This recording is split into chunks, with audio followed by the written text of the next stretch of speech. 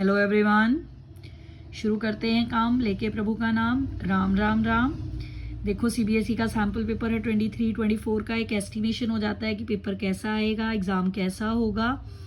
हो सकता है होप सो कि मंडे को जो एग्ज़ाम है आपका इको का, उसमें मैक्सिमम क्वेश्चन इसके जैसे हों या इसमें से ही आ जाएं। दैट्स वाई इसको ध्यान से कर लेना। फर्स्ट हम डिस्कस करेंगे मैक्रो का पहला क्वेश्चन था consumption function assume that consumption changes at constant rate as income changes. इसका क्या है, ये स्टेटमेंट 1 है, ट्रू है। ठीक है जी। स्टेटमेंट 2 क्या कहती है कि autonomous consumption is a ratio of total consumption and total income. In the light of the given statement choose the correct alternative. Statement 2 false है, सी ओवर पाई तो कंजम्पशन फंक्शन बताता है, ऑटोनमस थोड़ा बताती है। इसकी ए ऑप्शन है। ठीक। Close economy with no foreign trade, which one of the following is correct. GDP equal to GNP, क्योंकि डोमेस्टिक और नेशनल क्या हो जाएंगे, अगर क्लोज इकोनॉमी है तो डोमेस्टिक और नेशनल इक्वल हो जाएंगे। दैट्स वाई इसकी ऑप्शन क्या है, ए। नेक्स्ट है the value of dash can be greater than 1। APC की वैल्यू ग्रेटर देन 1 हो सकती है अगर कंजम्पशन इनकम से ज़्यादा हो जाए। एज पर RBI press report rate 29 December 2022, next external commercial borrowings to India recording an outflow of $0.4 billion in the second quarter. The transaction is recorded. ये कहाँ रिकॉर्ड करोगे आप, capital on the debit side of BOP account. Capital account में recording होगी कि ये foreign exchange का क्या है, आउटफ्लो है। इनफ्लो आउटफ्लो कहाँ रिकॉर्ड होता है, कैपिटल अकाउंट में। क्लियर। नेक्स्ट क्वेश्चन था value of goods and services can be expressed in monetary term on the basis of given statement. Identify the function performed by money. C unit था, unit of account. ठीक है जी। Next अगर आप missing information calculate करोगे इस question की तो वो क्या है, अब 80% लोन है, ये 640 आ जाएगा। हिंट हो गया कि पहला 640 है। ठीक है, 640 प्लस 160,000। अब 1 LRR का फॉर्मूला लगा लो, 1000 अपॉन हमारी क्या रेशो है LRR, 20%। ठीक है, अब 100 ऊपर चला गया तो 5 टाइम्स आ जाएगा इसका आंसर, 5 टाइम इंक्रीज होगा। 1000 को 5 से मल्टीप्लाई करो यानी कि ये 5000 है। इसकी डी ऑप्शन है, ये 5000 आ जाएगा, ये 4000 क्योंकि 80% 5000 का, और 1000 20%। क्लियर, ध्यान से समझ आया ये कैसे करते हैं क्वेश्चन। ये लॉन्ग भी आ सकता है, इसमें इसने 1 मार्क में डाला हुआ है। उसने ही बोला है करेक्ट ऑल्टरनेटिव, 80% लोन है, 20% रेशो है। ठीक जी। अगर 800 का 80 करोगे तो 640 आएगा। अब ये निकालना है हमें टोटल कैसे निकालोगे, 1 अपॉन LRR कितनी है 20, हमारे इनिशियल डिपॉजिट्स कितने हैं 1000 अपॉन 20%, ये 5 टाइम्स आ गया। 1000 को 5 से मल्टीप्लाई कर लो, ये 5000, यानी कि ये बनी डी ऑप्शन। दो ही निकाल लो, पता चल जाएगा। अगर 5000 का 80% करोगे 4000, 20% करोगे तो 1000। नेक्स्ट है graphically AD function can be obtain by vertically adding the dash. किसको ऐड करने से आता है, C प्लस आई को, कंजम्पशन एंड इन्वेस्टमेंट को। नेक्स्ट है डिमांड फॉर फॉरेन एक्सचेंज को कौन इफेक्ट करेगा। ठीक है जी। Import of visible goods, purchase of assets abroad, D option है इसकी। Suppose for a given economy saving function है -60 प्लस, ये क्या गिवन है आपको, MPS गिवन है 0.1 एज अ इन्वेस्टमेंट हमारे पास 4000 है। इक्विलिब्रियम लेवल ऑफ इनकम कितनी होगी, 40,600। सॉल्व कर लेना इसको, आपको आय दी हुई है 4000। ठीक है जी, S इक्वल टू आई हो जाएगा क्योंकि इकोनॉमी किस में होगी, इक्विलिब्रियम निकालनी है ना, इक्विलिब्रियम में S इक्वल टू आई हो गया, S इक्वल टू आई हो गया। -60 प्लस 0.1, इसको मल्टीप्लाई किसके साथ करोगे, 4000 के। देखो कैसे करना है, हमें सेविंग फंक्शन दे रखा है, इक्विलिब्रियम लेवल ऑफ इनकम निकालना है तो क्या होगा, S इक्वल टू आई हो जाएगा। ऐसे करोगे आप, ये लॉन्ग में भी आ सकता है। S अगर इक्वल है आई के तो क्योंकि इक्विलिब्रियम लेवल ऑफ इनकम निकालना है, इक्विलिब्रियम पे क्या होता है, सेविंग और इन्वेस्टमेंट दोनों क्या होती हैं, इक्वल होती हैं। ठीक है, आप क्या करोगे, सेविंग की जगह 4000 पुट कर दो, 40,600 आंसर आ जाएगा। क्लियर हो गया। ठीक है जी। नेक्स्ट इंपॉर्टेंट क्वेश्चन है इसका, read the carefully chart. Capital account में 3 पार्ट हैं, investment, external borrowings, external assistance, direct investment, और क्या आ जाएगा इसमें, इन्वेस्टमेंट कितनी तरह की होती है, डायरेक्ट और पोर्टफोलियो होती है। यहाँ पे क्या आएगा, पोर्टफोलियो। नेक्स्ट है current account deficit in an economy must be finance by corresponding capital account surplus. Do you agree with the given statement? Give valid reason in your support your answer. उन्होंने बोला है कि क्या current account के deficit को capital account का surplus finance करेगा. Yes true है, क्योंकि अगर करंट अकाउंट में कोई डेफिसिट होता है वो कहाँ से रिकवर होता है? कैपिटल अकाउंट के सरप्लस में से ही. क्लियर है जी. नेक्स्ट हमारा एक प्रैक्टिकल है. इसमें हमने डोमेस्टिक इनकम निकालनी है, यानी कि एनडीपीएट एफसी निकालनी है. ठीक है जी, एनडीपीएट एफसी निकालनी है. हमें क्या गिवन है? हमें एक्सपेंडिचर मेथड की इन्फॉर्मेशन गिवन है. उससे क्या निकलेगा एक्सपेंडिचर मेथड से? GDP at MP. ठीक है जी, जीडीपी एट एमपी पहले निकाल लो. हाउस होल्ड ये प्राइवेट फाइनल हो गया.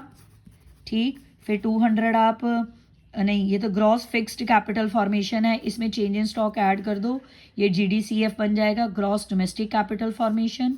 फिर government final consumption expenditure add कर दो, फिर -40 कर दो. ठीक है, क्योंकि नेट एक्सपोर्ट नेगेटिव है. फिर आप क्या करोगे? ये आपके पास जीडीपी एट एमपी आ जाएगा. अब इसको कन्वर्ट किस में करना है? एनडीपी में. अब ग्रॉस से नेट में जाना है, क्या माइनस कर दोगे? डेप्रिसिएशन, यानी कि consumption of fixed capital. Consumption of fixed capital ये माइनस कर दोगे. फिर क्या? डोमेस्टिक तो डोमेस्टिक सेम है, प्रोडक्ट सेम है, एमपी से एफसी की तरफ जाना है, नेट इनडायरेक्ट टैक्सेस माइनस कर देना. ये आपका आंसर आ जाएगा 840 करोड़. क्लियर है. नेक्स्ट है, उसने टर्म्स पूछी एक्सटर्नैलिटीज, ऑपरेटिंग सरप्लस और कंज्यूमर गुड्स क्या होती हैं. एक्सटर्नैलिटीज होती हैं देखो ऐसी एक्टिविटीज़ जो इकोनॉमी को या तो बेनिफिट देंगी या हार्म करेंगी. या बेनिफिट होगा या हार्म होगा. इससे ये दो तरह की होती हैं, पॉजिटिव नेगेटिव. ऑपरेटिंग सरप्लस क्या होता है? रेंट, रॉयल्टी, इंटरेस्ट, प्रॉफिट की टोटल. कंजम्पशन गुड्स क्या होती हैं? जो ready to use for consumer, that is known as consumption goods. Next उन्होंने आपको क्या दे रखा है? 1000 करोड़ की इन्वेस्टमेंट दे रखी है और एमपीसी फॉल कर रहा है 0.25 to 0.1% से. एमपीएस सॉरी, वो कहते हैं कि वैल्यू निकालो increase in income due to change in the value of MPS. हमने इनकम का चेंज निकालना है. Very important question. ठीक है, आपके पास एमपीएस गिवन है 0.25 0.10. एमपीएस से आप मल्टीप्लायर निकाल लो, क्योंकि उसका फॉर्मूला होता है K = 1/MPS. हमें क्या निकालना है? चेंज इन इनकम निकालनी है ना, तो हमें मल्टीप्लायर चाहिए, क्योंकि मल्टीप्लायर का एक फॉर्मूला होता है डेल्टा आई अपॉन इसका मल्टीप्लायर का delta I upon delta Y. ये हमें ये चाहिए, तो ये हमें पहले ये चाहिए ना मल्टीप्लायर. मल्टीप्लायर आप निकाल लो. मल्टीप्लायर निकल गया तो आप चेंज इन इनकम निकाल सकते हो. क्लियर है. ये चेंज इन इनकम निकल आया. उसने पूछा था इंक्रीज या डिक्रीज. इंक्रीज बताओ कितना हुआ इनकम में? 4000 से 10,000, 6000 करोड़. क्लियर हो गया. ये 4 मार्क्स के लिए क्वेश्चन है. नेक्स्ट है, in economy x anti aggregate demand is more than x anti aggregate supply. Elaborate the possible impact of the same on the level of output, income and employment. इसमें आप क्या लिखोगे? अगर आपकी एग्रीगेट डिमांड एग्रीगेट सप्लाई से ज़्यादा हो जाती है, एक्स एंटी होती है प्लान्ड. ठीक है, प्लान्ड अगर ज़्यादा हो जाती है तो क्या करोगे? कंजम्पशन बढ़ गई. अब क्या होगा? डिमांड ज़्यादा है तो उसे प्रोडक्शन इंक्रीज करनी पड़ेगी प्रोड्यूसर्स को in order to meet the demand. ठीक है जी, क्लियर हो गया. नेक्स्ट है, अगर इन्फ्लेशन है इकोनॉमी में, commercial bank park their surplus funds with it. Discuss the rationale behind step by taken by RBI with an objective to. Inflation को record करने कंट्रोल करने के लिए आरबीआई ने क्या बोला? कमर्शियल बैंक्स को बोला कि अपने सरप्लस मेरे साथ डिपॉजिट करवा दो. ऐसा करने से क्या होगा? इन्फ्लेशन को कंट्रोल करना है तो इकोनॉमी में क्या कम करनी पड़ेगी? Supply of money. अगर इन्फ्लेशन सप्लाई ऑफ मनी कम हो जाएगी, ठीक है, तो लैंडिंग पावर बैंक्स की कम हो जाएगी. लैंडिंग पावर कम हो गई तो क्या हो जाएगा? इन्फ्लेशन कंट्रोल हो जाएगा. क्लियर है. फिर है bankers bank and supervisor function performed by RBI. अब इसमें क्या है? आरबीआई कमर्शियल बैंक्स के लिए as a banker role perform करता है. कमर्शियल बैंक्स को लोन्स देता है व्हेन रिक्वायर्ड और उनकी सेटलमेंट्स करता है क्लेम्स की. ठीक है, सुपरवाइजर भी है. सारे रूल्स एंड रेगुलेशन कौन प्रोवाइड करता है कमर्शियल बैंक्स को? आरबीआई. उनकी रेगुलर चेकिंग करता है, बैंकिंग सिस्टम को कंट्रोल रखता है. ठीक है जी. उनके जैसे उसने रेगुलेशन ऑफ बैंक्स में भी रिलेटेड किसके regarding? Licensing, branch expansion, liquidity management, amalgamation and liquidation. All these are regulated by commercial bank. Sorry RBI। Clear है, ऐसे वो सुपरवाइजर का रोल परफॉर्म करता है। नेक्स्ट इंपॉर्टेंट क्वेश्चन था फिस्कल और प्राइमरी डेफिसिट निकाल लो। फिस्कल डेफिसिट का फॉर्मूला क्या होता है? Total expenditure minus total revenue. Total expenditure तो आप कैपिटल गिवन है, अब आपके पास टोटल एक्सपेंडिचर थर्ड और फोर्थ है, थर्ड और फोर्थ ये कैपिटल एक्सपेंडिचर है, ये कैपिटल एक्सपेंडिचर है, ये कैपिटल रिसिप्ट है, ये आपके पास रेवेन्यू है, आपके पास रेवेन्यू डेफिसिट तो है और रेवेन्यू रिसिप्ट भी है। आप रेवेन्यू डेफिसिट से रेवेन्यू रिसिप्ट्स निकाल लोगे, ठीक है। तो फॉर्मूला क्या होता है प्राइमरी डेफिसिट का, फिस्कल डेफिसिट का? Total expenditure minus total receipt. Total में क्या आएगा? Capital expenditure plus capital receipt, इसमें आएगा revenue expenditure plus revenue receipt. आपके पास रेवेन्यू रिसिप्ट है, रेवेन्यू डेफिसिट भी है आपके पास, revenue expenditure minus revenue receipts. आप यहाँ से रेवेन्यू एक्सपेंडिचर निकाल लोगे फॉर्मूला लगा के, ये आपका आंसर आ जाएगा 15 करोड़, ठीक है जी। नेक्स्ट है प्राइमरी डेफिसिट। प्राइमरी डेफिसिट का होता है fiscal minus interest payment, fiscal deficit minus interest payment. Interest आपके पास 4 है, 11 करोड़ आ गया। अच्छा नेक्स्ट है any two features of public goods. Non rivalrous होती है, नॉन एक्सक्लूडेबल होती हैं, याद रखना पब्लिक गुड्स के ये 2 इंपॉर्टेंट फीचर्स होते हैं। नेक्स्ट है इकोनॉमिक स्टेबिलिटी क्या है गवर्नमेंट बजट की? आप इसमें अपनी मर्जी से भी कुछ भी लिख सकते हो। पब्लिक गुड्स क्या होती हैं? चीप एंड बेस्ट होती हैं। Public goods safe and secure होती हैं क्योंकि गवर्नमेंट इम्प्रूव्ड होती हैं। नेक्स्ट है क्वेश्चन है इकोनॉमिक स्टेबिलिटी ऑब्जेक्टिव को आपने एक्सप्लेन करना है। इसमें आप क्या किसके बारे में लिखोगे? इन्फ्लेशन के बारे में, प्राइस कंट्रोल के बारे में। गवर्नमेंट का बहुत इंपॉर्टेंट ऑब्जेक्टिव है इकोनॉमिक स्टेबिलिटी। इसमें वो क्या कंट्रोल करना चाहती है? प्राइस को कंट्रोल करना चाहती है, ठीक है जी।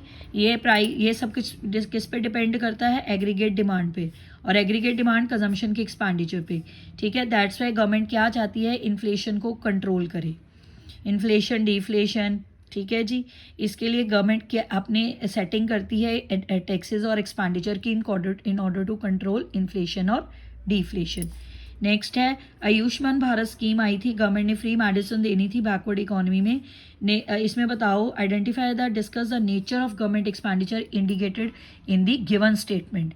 क्या कौन सा खर्चा करा है ये इकोनॉमिकली? ये तो एक तरह का कौन सा खर्चा हो गया? Expenditure incurred under Ayushman for providing free medicine to backward does not lead to any creation of asset nor reduction in liability. कुछ भी नहीं था इस दोनों में, सिंपल एक्सपेंडिचर करा था। और रेगुलर एक्सपेंडिचर को हम कौन सा बोलते हैं? रेवेन्यू एक्सपेंडिचर है इसकी नेचर, ठीक है जी।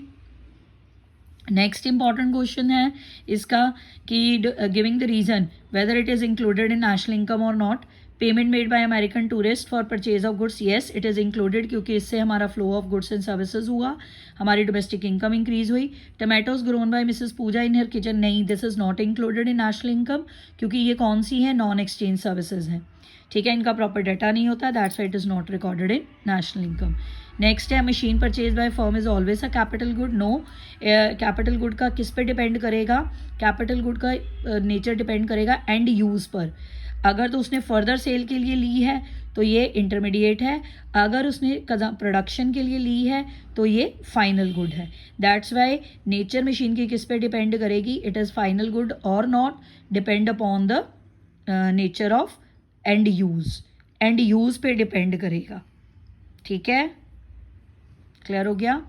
This is all about the macroeconomics. अब है आपके पास इंडियन इकॉनमी। इंडियन इकॉनमी में पहला था goals of Indian 5 year plans, कौन कौन से हैं? Growth, equity, modernisation, self Reliance. China ने कौन सा हेल्थ इंडिकेटर नहीं है? Percentage of people below poverty line, ठीक है जी। नेक्स्ट था कॉलोनियल रूल में जो हमारी एग्रीकल्चर बिल्कुल डिस्ट्रॉयड हो गई थी ग्रीन रेवोल्यूशन के रिजल्ट से। क्या ग्रीन रेवोल्यूशन में हमने एप्लीकेबल करा था? ठीक है जी, फर्स्ट करा था high yielding seeds, mechanism of agriculture, chemical fertilizers, इसकी बी ऑप्शन है। नेक्स्ट है study the picture and answer the question.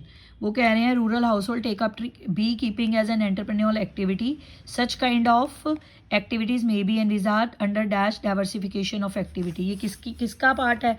Horticulture का पार्ट होता है ये, ठीक है जी। बी मेकिंग, फ्लावर के रिगार्डिंग बिजनेस हो, all these are the part of fruits के रिगार्डिंग हो तो ये हॉर्टिकल्चर का पार्ट है।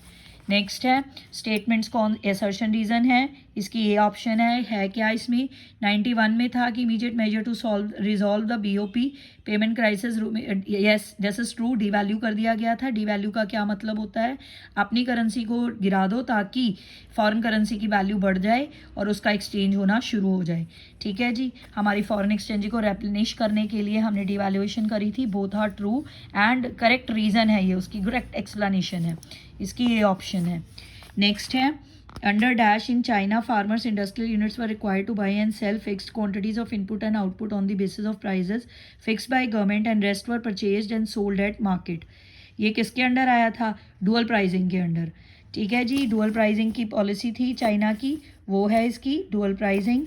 Micro credit programs play vital role overall development of rural economy, इसकी डी ऑप्शन है। प्रोवाइड फाइनेंशियल सपोर्ट भी देती है, सारी हैं इसमें, तीनों ऑल्टरनेटिव्स आते हैं, विमेन एम्पावरमेंट भी होती है, क्रेडिट सिस्टम भी है, इसकी डी ऑप्शन है माइक्रो क्रेडिट प्रोग्राम की। क्लियर है। नेक्स्ट इंपॉर्टेंट क्वेश्चन है इसका, डैश में be defined as a measure of extent of demographic participation in the social and political liberty indicator आता है इसमें। ठीक है, याद रखना, डेमोग्राफिक पार्टिसिपेशन सोशल और पॉलिटिकल डिसीजन मेकिंग लेने के लिए कौन सा आता है, लिबर्टी इंडिकेटर। नेक्स्ट है nature of unemployment problem in India is यूनिफेसेड, worker population ratio is an indicator use for analysing the employment situation. ये फर्स्ट फॉल्स है।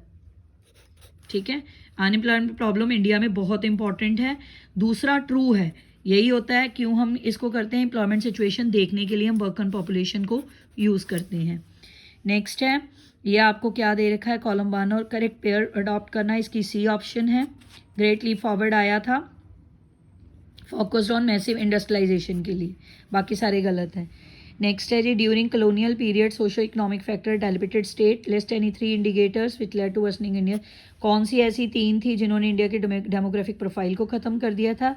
इसकी चॉइस में क्वेश्चन था प्री इंडिपेंडेंट ऑक्यूपेशनल स्ट्रक्चर कैसा था इंडिया का। देखो डेमोग्राफिक इंडिकेटर्स में क्या आएगा, overall literacy rate, life expectancy बहुत लो थी, इन्फेंट मोर्टेलिटी रेट बहुत ज़्यादा थी।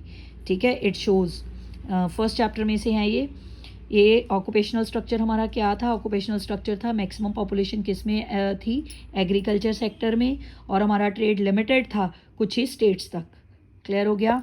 नेक्स्ट इंपॉर्टेंट क्वेश्चन था, ये एचसीएफ में से है। Ravya was initially working as an official clerk in a firm in the pursuit to attain higher position she attended a on the job training the session contributed positively to her skills and expertise, explain the impact of रव्या's decision on human capital। देखो जी, on the job training तो integral part है environment का। ठीक है, उनकी अगर उसने higher position को गेन करना है तो उसे प्रमोशन के लिए ऑन द जॉब ट्रेनिंग की ज़रूरत है। इस ट्रेनिंग से क्या होगा, उसकी स्किल्स इंप्रूव होंगी, वो मॉडर्न टेक्नोलॉजी को इजीली अडेप्ट कर सकती है। इसलिए रव्या अगर ऑन द जॉब ट्रेनिंग का डिसीजन लेती है उसका पॉजिटिव इम्पैक्ट ही होगा, क्योंकि इससे एचसीएफ इंक्रीज होगा। क्लियर है। ये एक हमारा सोर्स भी तो है एचसीएफ का, ऑन द जॉब ट्रेनिंग, वही एक्सप्लेन कर देना इसमें। In the late 1970, China introduced one-child policy that led to arrest in population coupled with skewed sex ratio. Justify the given statement with the argument in your support your। इसमें one child policy लिखनी है in order to control the population. ठीक है, one child policy को adopt करा गया था China की तरफ से 1970 में। क्यों करा गया था, क्योंकि पॉपुलेशन ग्रोथ बहुत ज़्यादा थी। ठीक, क्लियर हो गया। नेक्स्ट है, state and elaborate whether the following statements are true. देखो, agriculture marketing is a process that ensure the transportation of various agriculture commodities only. False है, इसमें सिर्फ मार्केटिंग में असेंबलिंग स्टोरेज सारा प्रोसेस आता है, सिर्फ ट्रांसपोर्टेशन नहीं आता, इसलिए ये फॉल्स है। जनधन योजना क्रूशल स्टेप था फाइनेंशियल रिसोर्स मोबिलाइजेशन के लिए, येस ट्रू था, ये इसी के रिगार्डिंग था, फाइनेंशियल सिस्टम के रिगार्डिंग। नेक्स्ट इसकी चॉइस में क्वेश्चन था, since independence government has been playing an important role in generating employment directly और indirectly. Yes, this statement is true, government ही हेल्प करती थी एम्प्लॉयमेंट को डायरेक्टली और इनडायरेक्टली इम्प्रूव करने के लिए। कैसे करती थी, देखो, अगर आउटपुट इंक्रीज होगी तो प्राइवेट एंटरप्राइजेस को रॉ मटेरियल मिलेगा, रॉ मटेरियल मिलने से गवर्नमेंट के ठीक है, रॉ मटेरियल मिलने से उनकी प्रोडक्शन इंक्रीज होगी, प्रोडक्शन इंक्रीज होने से लोगों को एम्प्लॉयमेंट मिलेगी। इन दिस वे डायरेक्टली और इनडायरेक्टली गवर्नमेंट एम्प्लॉयमेंट को इंक्रीज करती थी। नेक्स्ट है, देखो एक पिक्चर दे रखी है, इंडिकेटेड सिचुएशन है, एक तरफ इनफॉर्मल सेक्टर है और एक तरफ फॉर्मल। कहने का क्या मतलब है, इनफॉर्मलाइजेशन इंक्रीज हो रही है day by day employment structure में। ये पिक्चर ये शो कर रही है, ध्यान से देखो, इसमें आप किसको एक्सप्लेन कर दोगे, इनफॉर्मलाइजेशन को, ठीक है, क्योंकि इनफॉर्मल सेक्टर में day by day jobs increase हो रही हैं। इनफॉर्मल सेक्टर में मिलियंस ऑफ कह रहे हैं फार्मर्स हैं, एग्रीकल्चर लेबर है, कैजुअल वेज लेबर है, स्मॉल एंटरप्राइजेज है और सेल्फ एम्प्लॉयड पीपल है। चाहे उनको रेगुलर इनकम नहीं मिलती, कोई उनकी प्रोटेक्शन नहीं होती, कोई पॉलिसी नहीं होती, किसी भी टाइम उनको बाहर निकाला जा सकता है, फिर भी इनफॉर्मल सेक्टर की day by day population increase हो रही है। ठीक है जी।